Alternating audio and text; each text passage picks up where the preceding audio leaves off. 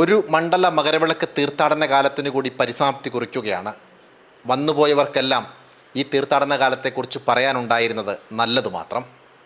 ഈ ഘട്ടത്തിൽ അതിൻ്റെ ക്യാപ്റ്റൻ കൂടിയായിരുന്ന മന്ത്രി വി.എൻ. വാസവൻ നമുക്കിപ്പോൾ ചേരുകയാണ്. മിനിസ്റ്റർ, അങ്ങനെ സന്തോഷകരം, സമാധാനകരം അങ്ങനെ ഒരു തീർത്ഥാടന കാലം പൂർത്തീകരിക്കുകയാണ്. എന്തു തോന്നുന്നു? നിറഞ്ഞ സമൃദ്ധിയാണ് പൊതുവിൽ ഞങ്ങൾക്കുള്ളത്. സംസ്ഥാന ഗവൺമെൻറ് ഈ കാര്യത്തിൽ കാലേകൂട്ടി മുന്നൊരുക്കങ്ങൾക്ക് തുടക്കം കുറിച്ചിരുന്നു. ബഹുമാനപ്പെട്ട മുഖ്യമന്ത്രി തന്നെ ആവശ്യമായ ഉപദേശ നിർദ്ദേശങ്ങളെല്ലാം തന്നിരുന്നു. അദ്ദേഹം തന്നെ പങ്കെടുത്ത് 2 അവലോകനവും ചേർന്നിരുന്നു. ഞങ്ങൾ 7ഓളം കേന്ദ്രീകരിച്ച അവലോകനവും പിന്നീട് എല്ലാ ഇടത്താവളങ്ങളിലും ഞങ്ങൾ തന്നെ നേരിട്ട് പങ്കെടുത്തുള്ള യോഗങ്ങളും സംഘടിപ്പിച്ചു.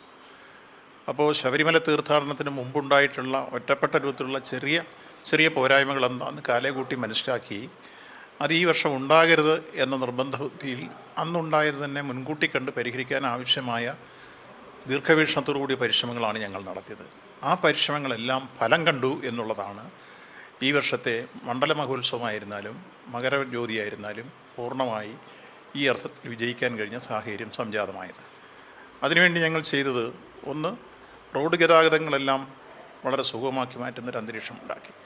പാർക്കിംഗ് സൗകര്യം നിലയ്ക്കലും എരുമേലിയും വർദ്ധിപ്പിച്ച് ഞങ്ങൾ എടുത്തിരുന്നു. അതുപോലെ അയ്യപ്പന്മാർക്ക് കൂടുതൽ വിരിവയ്ക്കാനുള്ള സൗകര്യം പമ്പയിലും നിലയ്ക്കലും ഉണ്ടാക്കി. 20,000 സ്ക്വയർ ഫീറ്റ് ജർമ്മൻ പന്തൽ പമ്പയിലും 17,000 സ്ക്വയർ ഫീറ്റ് ജർമ്മൻ പന്തൽ നിലയ്ക്കലും ഞങ്ങൾ ഉണ്ടാക്കിയിരുന്നു. ഇതിനു പുറമെ സന്നിധാനത്തിലേക്ക് എത്തുന്ന ഭക്തന്മാർക്ക് മരക്കൂട്ടം മുതൽ ഇരുന്ന് വിശ്രമിക്കാനുള്ള ബെഞ്ചുകൾ പ്രത്യേകമാക്കി ഉണ്ടായിരുന്നു.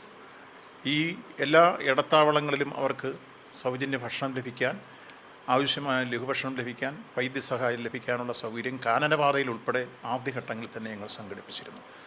വനപാലകരുൾപ്പെടെ ഈ കാര്യത്തിൽ പോലീസും അതുപോലെ ഫയർഫോഴ്സും എല്ലാം ടീമായി തന്നെ പ്രവർത്തിച്ചിരുന്നു.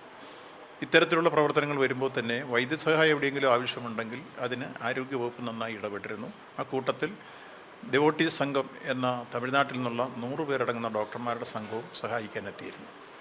വിശുദ്ധി സേനയെ പ്രയോജനപ്പെടുത്തി ക്ലീനിങ്, ഓരോ മണിക്കൂറിലും ക്ലീനിങ് നടന്നിരുന്നുകൊണ്ട് ഒരു മാലിന്യം പോലും കയറി വരുന്ന ഭക്തന് ചവിട്ടേണ്ട ഗതികേട് ഉണ്ടാവാത്ത രൂപത്തിൽ വളരെ ക്ലീനായി ശബരിമലയും സന്നിധാനവും കിടന്നിരുന്നു എന്നുള്ളതാണ് മറ്റൊരു ശ്രദ്ധേയമായ കാര്യം. അതിലുമപ്പുറത്ത് ഏറ്റവും പ്രാധാന്യത്തോടുകൂടി പറയട്ടെ, പോലീസ് ദീർഘവീക്ഷണത്തോടുകൂടി ഞങ്ങളുടെ മുമ്പിൽ പറഞ്ഞ കാര്യവും അവർ നടപ്പാക്കിയ കാര്യവും, കഴിഞ്ഞ വർഷം വരെ 1 മിനിറ്റിൽ 65 പേരായിരുന്നു 18-ാം പടി കയറി സന്നിധാനത്തിലെത്തിയിരുന്നതെങ്കിൽ ഈ വർഷത്ത് 1 മിനിറ്റിൽ 85 മുതൽ 90 പേര് വരെ കയറി എന്നുള്ളതാണ് ഏറ്റവും അനുകൂലമായ മറ്റൊരു ഘടകം. അത്രയും പേര് കയറിയപ്പോൾ യഥാർത്ഥത്തിൽ ക്യൂ നിൽക്കുന്ന ആ സമയം കുറഞ്ഞു കിട്ടി. വലിയ വിഷമമില്ലാതെ, തള്ളലില്ലാതെ അവർക്കെല്ലാം കയറാൻ കഴിഞ്ഞു. ക്യൂ നിൽക്കുന്ന ആളുകൾക്ക് മുഴുവൻ ലഘുഭക്ഷണം ലഭിക്കുമ്പോൾ നല്ല രൂപത്തിലുള്ള പരിഗണന ഇവിടുന്ന് ലഭിക്കുന്നു എന്നൊരു തോന്നൽ, ഒരു ആതിഥേയ സംസ്കാരത്തിൻ്റെ ഉന്നത ഉദാത്തവുമായ മാതൃക ശബരിമലയിൽ സൃഷ്ടിച്ചെടുത്തുകൊണ്ടാണ് ഞങ്ങൾ ഈ തീർത്ഥാടന കാലഘട്ടത്തെ വരവേൽക്കാൻ വേണ്ടി ശബരിമല അണിഞ്ഞൊരുങ്ങിയത് എന്നെടുത്ത് പറയുകയാണ്. ഈ തീർത്ഥാടന കാലത്ത് ചില ദിവസങ്ങളിൽ 90,000-ന് മുകളിൽ ഒരുപാട് ദിവസങ്ങളിൽ തീർത്ഥാടകർ വന്നു, ചില ദിവസങ്ങളിൽ 1,00,000-ന് മുകളിൽ തീർത്ഥാടകർ വന്നു. പക്ഷേ അതിൻ്റേതായ ഒരു തിരക്കും ബുദ്ധിമുട്ടുകളും ഒന്നും ഉണ്ടാവാതെ പോയത് ഈ പോലീസിൻ്റെ കൃത്യമായ ഇടപെടൽ തന്നെയാണോ? പോലീസും അതേപോലെ തന്നെ ഈ കാര്യത്തിൽ നല്ല രൂപത്തിൽ നമ്മുടെ വനപാലകർ, ഫയർഫോഴ്സ്, ഇവരുടെ എല്ലാ ഡിപ്പാർട്ട്മെൻറ്റിൻ്റെയും ടീം വർക്കുണ്ട്. അതിലെടുത്ത് പറയത്തക്കത് പോലീസിൻ്റെ തന്നെയാണ്. കൃത്യമായി ആ രൂപത്തിൽ ശ്രദ്ധിച്ചിരുന്നതുകൊണ്ട് തന്നെ 1,80,000 പേര് വരെ വന്ന ദിവസങ്ങളുണ്ട്. നമ്മൾ തീരുമാനിച്ചിരുന്നത് ആദ്യം 80,000 വരുന്നു, അത് 90,000 ആക്കി. അതിനെ മറികടന്ന് വന്നപ്പോഴും അത് സുഖമായി പോകുന്ന സാഹചര്യം സംജാതമായി.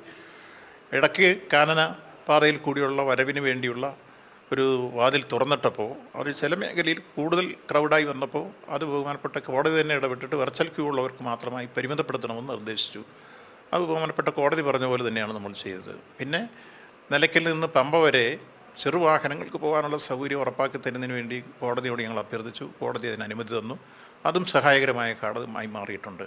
അങ്ങനെ എല്ലാ അർത്ഥത്തിലും നമുക്ക് ഈ തീർത്ഥാടന കാലഘട്ടത്തിൽ ഇവിടെ എത്തിച്ചേർന്ന ആളുകൾക്ക് അരവണയോ അപ്പോ ഒന്നും കിട്ടിയില്ല എന്നുള്ള പരാതിയില്ല. ഒരാൾ പോലും ദർശനം കിട്ടിയില്ല എന്നുള്ള പരാതിയില്ല. എല്ലാവർക്കും ദർശനം ഉറപ്പാക്കി, എല്ലാവർക്കും അരവണയും അപ്പം ഉറപ്പാക്കി. ഒപ്പം ഇവിടെ സന്നിധാനത്തിൽ ഏതാണ്ട് 30 ലക്ഷത്തിലധികം പേർക്ക് അന്നദാനം നടപ്പാക്കിയിട്ടുണ്ട്. ഇതിനു പുറമെ ഈ മകരവിളക്ക് തീർത്ഥാടനത്തിന് വന്ന ആളുകൾ പർണശാല കെട്ടി താമസിച്ചപ്പോൾ അവരേതെങ്കിലും പ്രദേശത്ത് ഭക്ഷണം പാചകം ചെയ്യാൻ വേണ്ടി പോയാൽ ഉണ്ടാകാവുന്ന ഭവിഷ്യത്ത് എന്താണെന്ന് ഞങ്ങൾ മുന്നോട്ട് കണ്ട് അവരോട് പറഞ്ഞു, ഒരു സ്ഥലത്തും ഭക്ഷണം പാകം ചെയ്യാൻ പാടില്ല, അതിന് നിരോധനം ഏർപ്പെടുത്തിയിട്ട് എല്ലാവർക്കും ഭക്ഷണം പകരം എത്തിച്ചു കൊടുത്തു 3 നേരം. അതവർക്ക് വളരെ സന്തോഷമായി. അവർക്ക് സൗജന്യമായി ഭക്ഷണവും കിട്ടി, വിഷമിക്കേണ്ടി വന്നില്ല.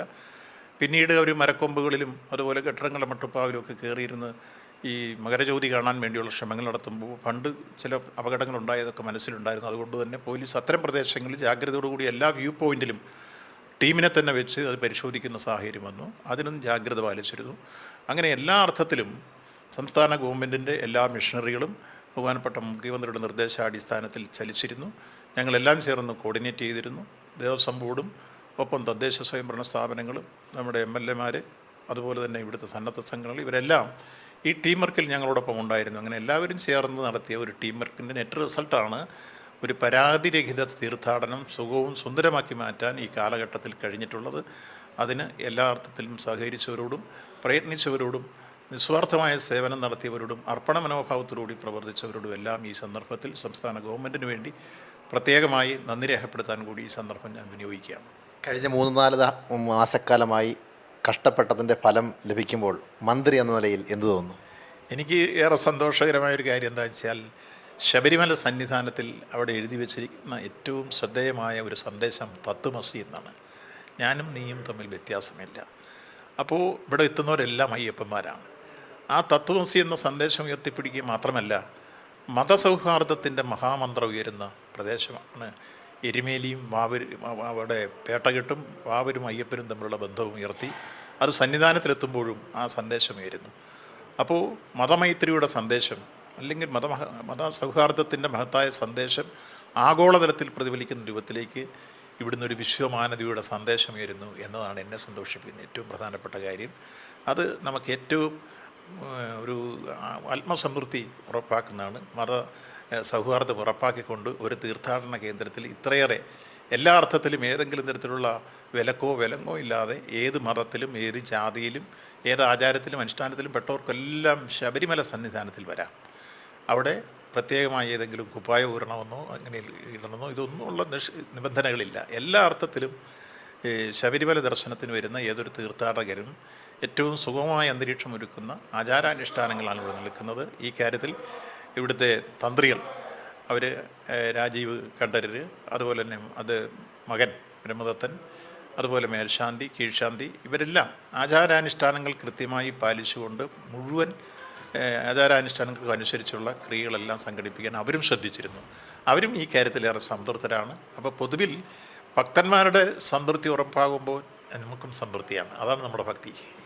ഈ ചുവപ്പ് നാടയിൽ കുടുങ്ങിയിരുന്ന നമ്മുടെ റോപ്പയുടെ കുരുക്കെല്ലാം അഴിച്ചിട്ടുണ്ട്. അത് ഇത്തവണ എൻ്റെ നിർമ്മാണ പ്രവർത്തനത്തിലേക്ക് എത്തുമോ? അടുത്ത തവണ റോപ്പേ കൂടി യാഥാർത്ഥ്യമാകാൻ സാധ്യതയുണ്ടോ? ഏതായിരുന്നാലും നിർമ്മാണ പ്രവർത്തനം വിത്തിൻ 2 months തുടങ്ങിയിരിക്കുന്ന കാര്യത്തിൽ ഒരു സംശയമാണ്. ഞങ്ങൾ പ്രഖ്യാപിച്ച 2025 തുടങ്ങും.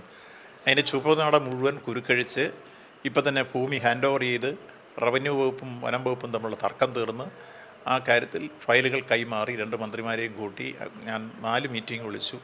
ആ മീറ്റിംഗ് എല്ലാം വിജയകരമായിരുന്നു. നല്ല രൂപത്തിൽ സഹകരിച്ചു വനം വകുപ്പും റവന്യൂ വകുപ്പും. അതുകൊണ്ട് അത് യാഥാർത്ഥ്യമാകാൻ പോകുന്നു. അങ്ങനെ യാഥാർത്ഥ്യമാകാൻ പോകുന്നതിന് ഇനി ആകെ ഒരു തടസ്സമുള്ളൊരു ജോയിൻറ്റ് വെരിഫിക്കേഷൻ ഉണ്ട്. അത് അടുത്ത ദിവസം നടക്കും. നടന്നു കഴിഞ്ഞാൽ BOT അടിസ്ഥാനത്തിൽ ചെയ്യാനുള്ള ധാരണയായി കഴിഞ്ഞിരിക്കുന്നു. അപ്പോൾ മിനിമം ഒരു 2 മാസത്തിനുള്ളിൽ തറക്കല്ലിട്ട് നിർമ്മാണ പ്രവർത്തനം ആരംഭിക്കും.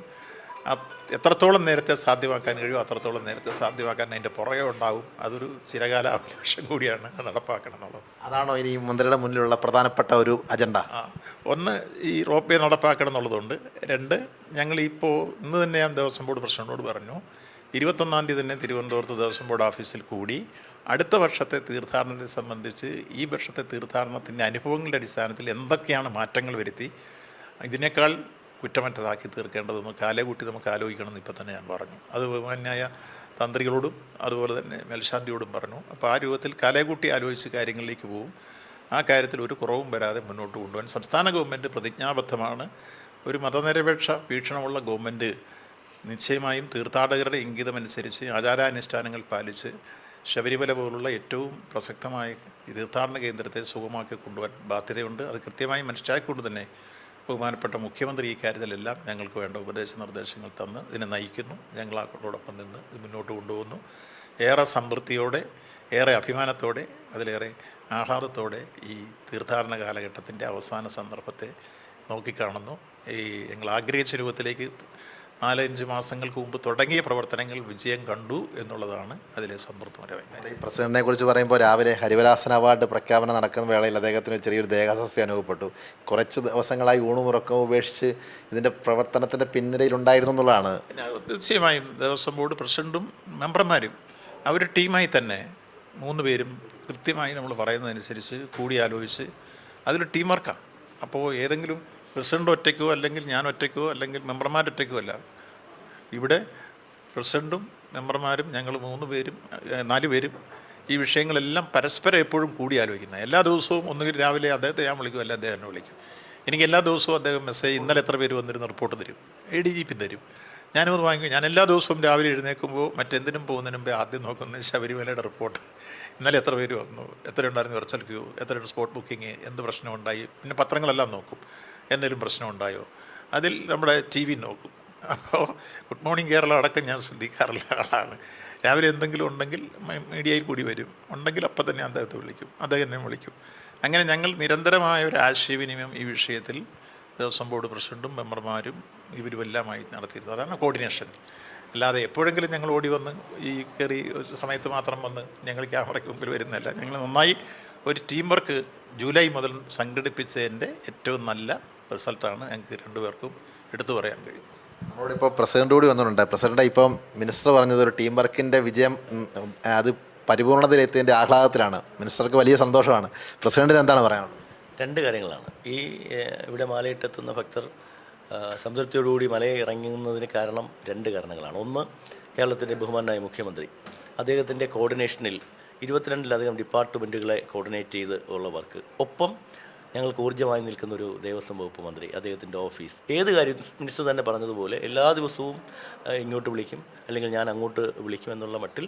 ഞാൻ അങ്ങോട്ട് വിളി കുറവാണ്, മിനിസ്റ്റർ ഇങ്ങോട്ടാണ് കൂടുതൽ വിളിച്ചുകൊണ്ടിരിക്കുന്നത്. ഓരോ കാര്യങ്ങളിലും ആ ഒരു വർക്കിൻ്റെ ഒരു കോർഡിനേഷൻ എല്ലാ ഡിപ്പാർട്ട്മെൻറ്റുകളും എല്ലാം ഒരുമിച്ച് തന്നു.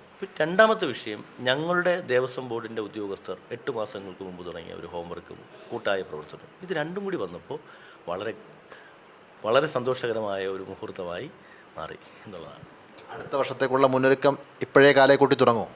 ഉറപ്പാണ്. മിനിസ്റ്റർ അത് തന്നെ പറഞ്ഞിരിക്കുന്നത്. 21-ാം തീയതി മിനിസ്റ്റർ പറഞ്ഞു കാണുമെന്ന് വിചാരിക്കുന്നത്. 21-ാം തീയതി ഞങ്ങളൊന്ന് ആദ്യം ഡിപ്പാർട്ട്മെൻറ്റ് ഇവിടുത്തെ ഉദ്യോഗസ്ഥന്മാരെയും മാധ്യമ സംഘങ്ങളെ എല്ലാവരും ഒന്ന് വിളിക്കുന്നുണ്ട്. വിളിച്ച് ഒരു നന്ദിയൊക്കെ പറഞ്ഞ് അതിൻ്റെ ഒരു റിവ്യൂ. അടുത്ത ഘട്ടത്തിൽ നമുക്ക് കുറച്ചുകൂടി കാര്യങ്ങളൊന്ന് ആലോചിക്കുന്ന രീതിയിൽ നമുക്ക് ഇതൊരു റിവ്യൂ ആയിട്ട് എടുത്തുകൊണ്ട്, ഇതിപ്പോൾ ഒരു നന്ദി റിവ്യൂ ഒക്കെയാണ്. പക്ഷേ ഇത് കൂടാതെ വളരെ താമസിയാതെ തന്നെ ഒരു ഉച്ചവരെ അല്ലേ മിനിസ്റ്റർ, ഒരു സെക്ഷനാക്കി എടുത്ത് എന്തൊക്കെയാണ് ഇനി വേണ്ടത് ശബരിമല. ഇനിയിപ്പം ഗവൺമെൻറ് തന്നെ മാസ്റ്റർ പ്ലാൻ പ്രഖ്യാപിച്ചു കഴിഞ്ഞു, റോപ്പ് വേ വരുന്നുണ്ട്. അപ്പോൾ അതുമായി ബന്ധപ്പെട്ട് എന്തൊക്കെയാണ് കൂടുതൽ കാര്യങ്ങൾ ചെയ്യേണ്ടതെന്നതിനെ സംബന്ധിച്ച് ഒരു കൂട്ടായ ആലോചന നടക്കും. വന്നുപോയവരെല്ലാം മന്ത്രിമാർ, സിനിമാ താരങ്ങൾ, പ്രതിപക്ഷ നേതാക്കന്മാർ എല്ലാവർക്കും ഈ തീർത്ഥാടന കാലത്തെക്കുറിച്ച് പറയാനുണ്ടായിരുന്നത് നല്ലത് മാത്രമാണ്. അങ്ങനെ ഒരു തീർത്ഥാടന കാലം സന്തോഷവും സമാധാനവുമായി പൂർത്തീകരിച്ചതിൻ്റെ സന്തോഷമാണ് ഇരുവരും പങ്കുവച്ചത്.